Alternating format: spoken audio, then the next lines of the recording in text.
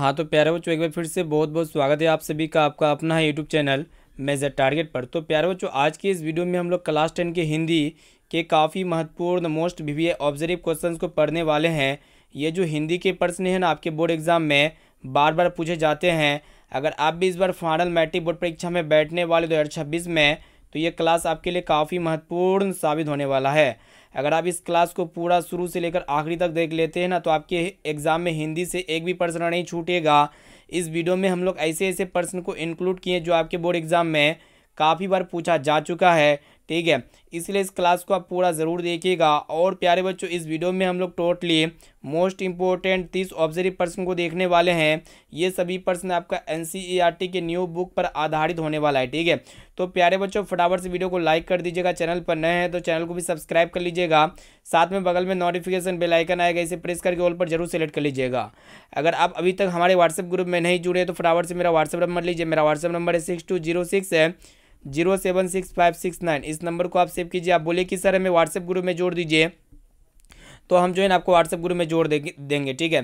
तो चलिए प्यारे बच्चों, देखते हैं यहाँ पे आज का फर्स्ट नंबर प्रश्न के साथ वीडियो को प्रारंभ करते हैं। देखिएगा आज का पहला प्रश्न जो कि आपके बोर्ड एग्जाम में काफ़ी बार पूछा जा चुका है। प्रश्न ये कराए कि आपसे पूछा जा रहा है कि दारिस नामक सोने के सिक्कों से भरा का घड़ा किसे मिला था। काफ़ी महत्वपूर्ण है, ठीक है। तो प्यारे बच्चों, दारिस नामक सोने के सिक्कों से भरा घड़ा जो है ना किसको मिला था, वारेन हेस्टिंग्स को मिला था। यहाँ पे इसका सी वाला विकल्प इसका बिल्कुल ही करेक्ट आंसर हो जाएगा। अब आइए देखते हैं यहाँ पे दूसरा नंबर प्रश्न, जो कि ये भी प्रश्न बोर्ड एग्जाम में गत वर्ष में बहुत बार पूछा जा चुका है। प्रश्न ये रहा है कि ईश्वर पेटलीकर किस भाषा के कथाकार यानी कि लेखक है। तो प्यारे बच्चों, ये ईश्वर पेटलीकर जो है ना, ये गुजराती भाषा के कथाकार है, जो कि ऑप्शन सी में आपका दिया हुआ है। यहाँ पे सी वाला विकल्प बिल्कुल ही करेक्ट आंसर हो जाएगा। अब चलिए प्यारे बच्चों, देखते हैं यहाँ पे अगला प्रश्न की तरफ बढ़ चलते हैं। आइए देखिए यहाँ पे तीसरा नंबर प्रश्न क्या कराए कि यहाँ पे आपसे पूछा जा रहा है कि मंगू को लोग कहाँ भर्ती करने की सलाह देते थे। काफ़ी महत्वपूर्ण प्रश्न है। तो प्यारे बच्चों, मंगू को लोग कहाँ भर्ती करने की सलाह देते थे, अस्पताल में भर्ती करने की सलाह देते थे, जो कि ऑप्शन डी में आपका दिया हुआ डी वाला विकल्प बिल्कुल ही करेक्ट आंसर हो जाएगा। अब आइए प्यारे बच्चों, देखते हैं यहाँ पे अगला प्रश्न क्या कराएगी। यहाँ पे आपसे पूछा जा रहा है कि मंगू की प्राकृतिक मौत को माँ क्या मानती थी। बहुत ही महत्वपूर्ण प्रश्न है। तो मंगू की प्राकृतिक मौत को माँ क्या मानती थी, तो छुटकारा मानती थी, जो कि ऑप्शन सी में आपका दिया हुआ है। यहाँ पे सी वाला विकल्प बिल्कुल ही करेक्ट आंसर हो जाएगा।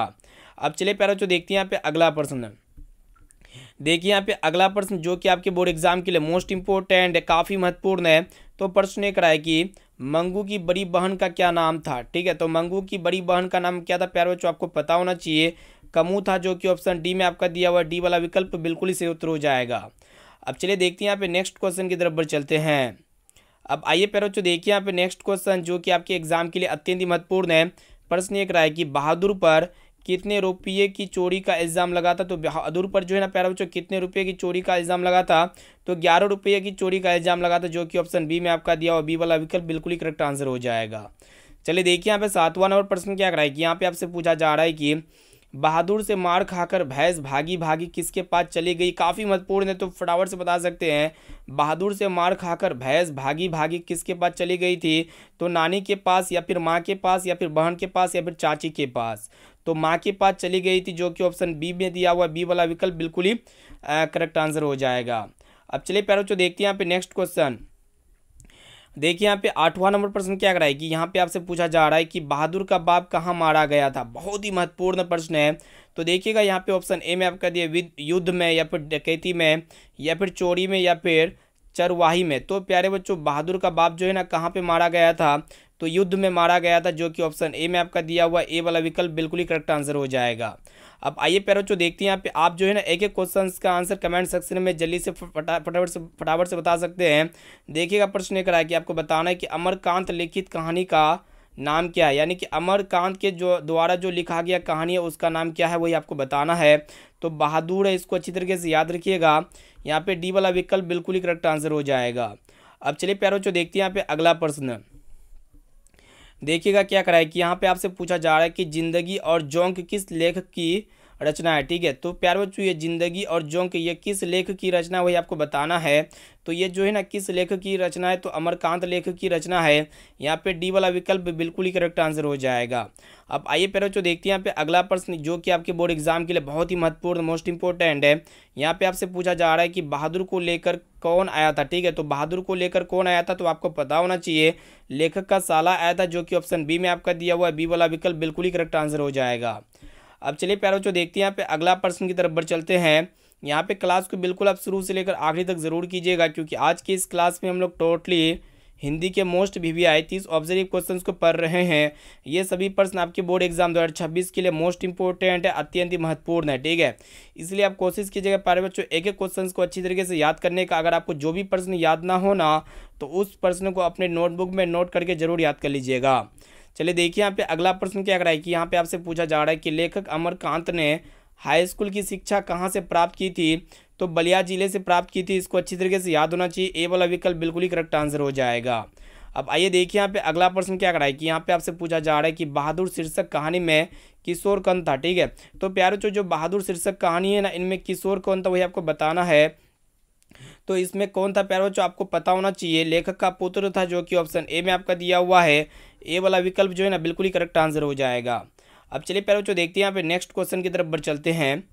आइए देखिए यहाँ पे जो हमारा 14 नंबर प्रश्न क्या कर रहा है कि यहाँ पे आपसे पूछा जा रहा है कि जीत जीत मैं निरखत हूँ, यह एक प्रकार का क्या है प्यारे बच्चों, ललित रचना है या फिर कहानी या फिर निबंध या फिर साक्षात्कार। तो जीत जीत मैं निरखत हूँ यह एक प्रकार का साक्षात्कार है, जो कि ऑप्शन डी में आपका दिया हुआ है। डी वाला विकल्प इसका बिल्कुल ही सही उत्तर हो जाएगा। अब आइए प्यारे बच्चों देखते हैं यहाँ पे अगला प्रश्न क्या कराएगी। यहाँ पे आपसे पूछा जा रहा है कि जब पंडित बिरजू महाराज को संगीत नाटक अकादमी अवार्ड मिला, तब उनकी उम्र जो थी ना प्यारे बच्चों कितने साल की थी वही आपको बताना है, ठीक है। तो कितने साल की थी तो आप फटाफट से बता सकते हैं। तो 27 वर्ष की थी, जो कि ऑप्शन ए में आपका दिया हुआ है। यानी कि यहाँ पे ए वाला विकल्प बिल्कुल ही करेक्ट आंसर हो जाएगा। अब चलिए प्यारे बच्चों देखते हैं यहाँ पे नेक्स्ट क्वेश्चन। आइए देखिए यहाँ पे 16 नंबर प्रश्न क्या कराएगी। यहाँ पे आपसे पूछा जा रहा है कि बिरजू महाराज खुद को किसका शागिर्द मानते थे, ठीक है। तो प्यारे बच्चों ये बिरजू महाराज जो है ना खुद को किसका शागिर्द मानते थे, तो पिता का मानते थे, जो कि ऑप्शन ए में आपका दिया हुआ ए वाला विकल्प बिल्कुल ही करेक्ट आंसर हो जाएगा। अब आइए प्यारे बच्चों देखते हैं यहाँ पे अगला प्रश्न क्या कराएगी। यहाँ पे आपसे पूछा जा रहा है कि दही वाली मगम्मा कहानी का कहानीकार कौन है, ठीक है। तो जो दही वाली मगम्मा कहानी है ना प्यारे बच्चों, इसके कहानीकार कौन है तो वही आपको बताना है। तो इसका राइट आंसर क्या होगा आप कमेंट सेक्शन में जाके बता सकते हैं एक एक क्वेश्चन का आंसर, ठीक है। तो श्रीनिवास जी है, जो कि ऑप्शन ए में आपका दिया हुआ है। ए वाला विकल्प बिल्कुल ही करेक्ट आंसर हो जाएगा। आपके बोर्ड एग्जाम में एक प्रश्न ये पूछे आते हैं, ये जो श्रीनिवास जी है ना प्यारे बच्चों, इसका जन्म जो हुआ था कब हुआ था, तो 1891 ईस्वी में हुआ था। इसको अच्छी तरीके से याद रखिएगा, ठीक है। अब चलिए प्यारे बच्चों देखते हैं यहाँ पे नेक्स्ट क्वेश्चन की तरफ बढ़ चलते हैं। देखिए यहाँ पे नेक्स्ट क्वेश्चन क्या कर रहा है कि यहाँ पे आपसे पूछा जा रहा है कि मगम्मा क्या बेचती थी। तो मगम्मा जो है ना प्यारे बच्चों क्या बेचती थी, दही बेचती थी। इसको अच्छी तरीके से याद रखिएगा। और प्यारे बच्चों आपके एग्जाम में एक प्रश्न ये भी पूछ ले आते हैं कि मगम्मा के गाँव का नाम क्या है, तो वेंकटपुर है। इसको अच्छी तरीके से याद रखना है। अब आइए प्यारे बच्चों देखते हैं यहाँ पे अगला प्रश्न क्या कराए कि अमराई का कुआं कहाँ है, तो आपको पता होना चाहिए अमराई का कुआं जो है ना प्यारे बच्चों कहाँ पे है, तो रास्ते में। इसका सी वाला विकल्प बिल्कुल ही सही उत्तर हो जाएगा। अब आइए प्यारे बच्चों देखते हैं यहाँ पे नेक्स्ट क्वेश्चन। देखिएगा क्या कराए कि यहाँ पे आपसे पूछा जा रहा है कि मगम्मा को किससे विवाद था, ठीक है। तो प्यारे बच्चों ये मगम्मा जो है ना इसको किससे विवाद था, तो आपको पता होना चाहिए किससे विवाद था, तो बहू से विवाद था, जो कि ऑप्शन सी में आपका बी में दिया हुआ है। बी वाला विकल्प इसका बिल्कुल ही करेक्ट आंसर हो जाएगा। अब आइए प्यारे बच्चों देखते हैं यहाँ पे नेक्स्ट क्वेश्चन क्या कराए कि यहाँ पे आपसे पूछा जा रहा है कि नजम्मा मगम्मा की कौन थी, ठीक है। तो नजम्मा मगम्मा की कौन थी प्यारे बच्चों आपको पता होना चाहिए। तो इसका राइट आंसर क्या लगता है आप कमेंट सेक्शन में जाके बता सकते हैं, ठीक है। तो नजम्मा मगम्मा की कौन थी प्यारे बच्चों, बहू थी। इसको अच्छी तरीके से याद रखिएगा। ऑप्शन नंबर सी इसका बिल्कुल ही सही उत्तर हो जाएगा। अब चलिए प्यारे बच्चों देखते हैं यहाँ पे नेक्स्ट क्वेश्चन। यहाँ पे क्लास को आप जो है ना बिल्कुल शुरू से लेकर आखिरी तक जरूर कीजिएगा, क्योंकि आज की इस क्लास में हम लोग क्लास 10 की हिंदी की काफ़ी महत्वपूर्ण है 30 मोस्ट इंपोर्टेंट ऑब्जर्व क्वेश्चंस को पढ़ रहे हैं। ये सभी प्रश्न आपके आगामी बोर्ड एग्जाम 2026 के एग्जाम में 100% पूछे जाने की काफ़ी संभावनाएं हैं, ठीक है। इसलिए क्लास को बिल्कुल शुरू से लेकर आखिरी तक जरूर कीजिएगा। और जितने भी अभ्यर्थी अभी तक क्लास को लाइक नहीं किए तो क्लास को लाइक भी कर दीजिएगा प्यारे बच्चों। अब आइए देखिए यहाँ पे नेक्स्ट क्वेश्चन। यहाँ पे आपको बताना है कि क्यों रे राक्षसी इस छोटे से बच्चे को क्यों पीट रही है, यह किसने कहा, ठीक है। तो आपको पता होना चाहिए प्यारे बच्चों ये बात जो है ना किसने कहा था, तो मगम्मा ने कहा था, जो कि ऑप्शन ए में आपका दिया हुआ है। अब आइए प्यारे बच्चों देखते हैं यहाँ पे अगला प्रश्न क्या कराए कि यहाँ पे आपसे पूछा जा रहा है कि ढहते विश्वास कहानी का कहानीकार कौन है। तो ढहते विश्वास कहानी का जो कहानीकार है ना प्यारे बच्चों कौन है आपको पता होना चाहिए। सातकोरी होता है जो कि ऑप्शन सी में आपका दिया हुआ है, सी वाला विकल्प इसका बिल्कुल ही करेक्ट आंसर हो जाएगा। अब चलिए प्यारे बच्चों देखते हैं यहाँ पे अगला प्रश्न की तरफ बढ़ चलते हैं। चलिए देखिए यहाँ पे 24 नंबर प्रश्न जो कि आपके आगामी बोर्ड एग्जाम के लिए अत्यंत महत्वपूर्ण है। तो प्यारे बच्चों प्रश्न एक रहा है कि ढहते विश्वास कहानी का प्रमुख पात्र कौन है। तो काफ़ी महत्वपूर्ण है। तो ढहते विश्वास कहानी का जो प्रमुख पात्र है ना कौन है, लक्ष्मी है या फिर सीता है या फिर गीता है या फिर मगम्मा है। तो आप कहेंगे सर लक्ष्मी है। बिल्कुल, ढहते विश्वास जो कहानी है ना इनका प्रमुख पात्र कौन है प्यारे बच्चों, लक्ष्मी है। इसको अच्छी तरीके से याद रखिएगा।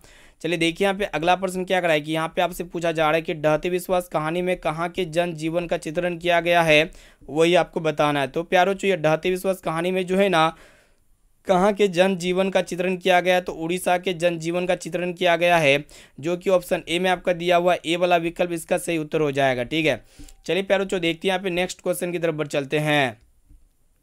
अब आइए प्यारे बच्चों देखते हैं यहाँ पे अगला प्रश्न क्या कराए कि यहाँ पे आपसे पूछा जा रहा है कि ढहते विश्वास कहानी में किस नदी की चर्चा की गई है। तो फटाफट से बताइए कि ढहते विश्वास जो कहानी है ना किस नदी की चर्चा की गई है।